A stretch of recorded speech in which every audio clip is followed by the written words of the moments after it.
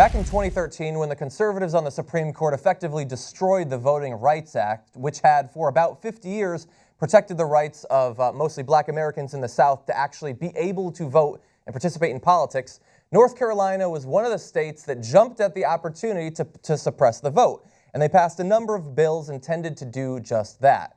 And at the same time, they gerrymandered the hell out of their congressional districts. Here's an example of how bad it was. During the last presidential election, Republican candidate Mitt Romney received just over 50% of the popular vote in North Carolina. Nevertheless, Republicans won 9 of the state's 13 seats in the U.S. House, so significantly outperforming the supposed apparent Republican electorate in that state. Now, other states did this too, but North Carolina is one of the worst when it comes to this, combined with their voter suppression.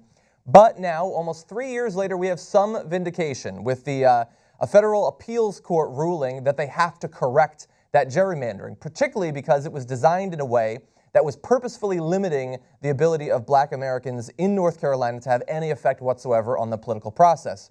Here's a section from the ruling. The opinion for the majority of the panel not only holds that 2 of the state's congressional districts are the product of an unconstitutional racial gerrymander, it requires that new districts be drawn within 2 weeks of the entry of this opinion to remedy the unconstitutional districts, which means this is not going to be waiting until after the election. This is within 2 weeks, February 19th, I believe. They need to have a solution for this. And to give you an idea of just how bad the gerrymandering was, the lengths at which the Republicans in North Carolina went to make sure that black Americans would have a minimal effect on the political process, we've got some more info for you.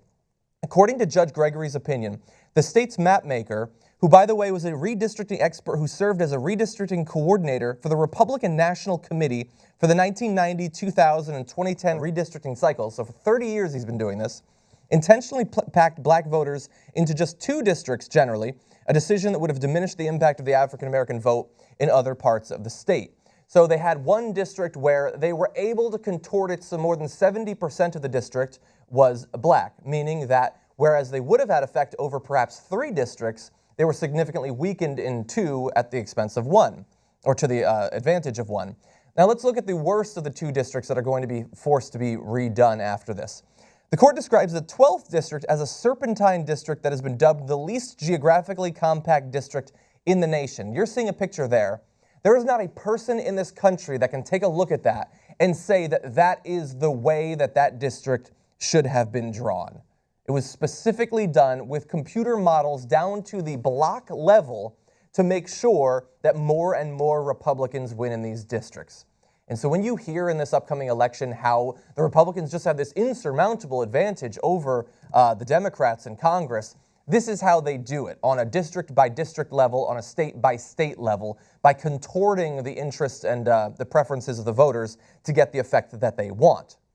So they are going to have to change these districts, but this was just a federal court of appeals. It could make its way all the way up to the Supreme Court, and unfortunately we have a pretty good idea of what would happen if that were to happen.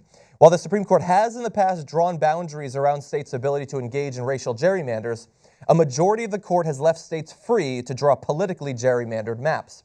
And in a somewhat similar case having to do with Alabama, they were restrictive on Alabama to some extent, but they implied that they would be using a very strict scrutiny to figure out whether or not this would be needed in the future, implying that they were not likely to strike down other states' attempts to racially gerrymander.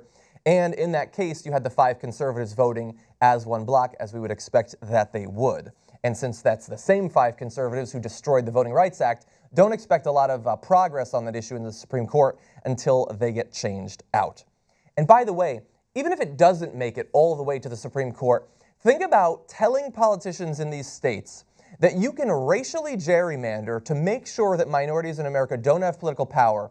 And even if it gets fixed, which in the vast majority of cases it will not, it will take at least 2 congressional races for that to happen. And no one will go to jail, no one will pay a fine. You just get a couple more congressional cycles of advantaged voting in your party's favor.